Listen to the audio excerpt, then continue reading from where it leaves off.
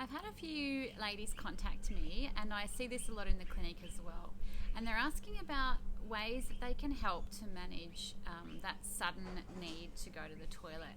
And this can often lead to leakage.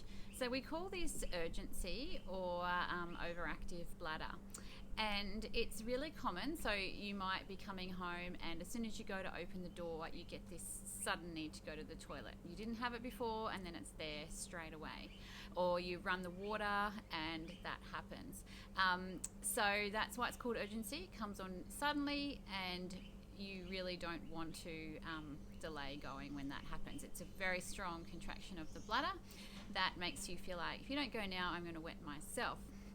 So like I said, quite common. Now, I thought I'd explain a bit about how the bladder functions and then what urgency is, so that you can recognise if you're suffering from it. And then I'll do another post on strategies that we use to manage urgency. So when the bladder is like a balloon made of muscle. So you can imagine that when the bladder's empty, that muscle has to be nice and relaxed, okay? Now, when the kidneys are filtering, like making the urine, and it's coming down the ureters into the bladder has to stay relaxed so that it can start to fill up. Now, that happens, the speed that happens will depend on, how much you're drinking. Now, what usually happens is when the bladder gets to a certain capacity, you will then start to get some sensation that you have something in your bladder. Meanwhile, as that bladder muscle is relaxing and stretching so that it can fill up, you've got your sphincters and your pelvic floor helping to keep you dry. Now, we start to feel this mild sensation down low in the belly, just above the pubic bone. And as our bladder fills more, that sensation obviously increases. And it gets to a point where we go, okay, I'm going to go to the toilet. So we go to the toilet, and brain sends messages down, which makes the bladder muscle contract as all the sphincters and pelvic floor have relaxed. So the bladder then squeezes, empties all the urine out, and goes back to being empty. Now, that's what happens normally.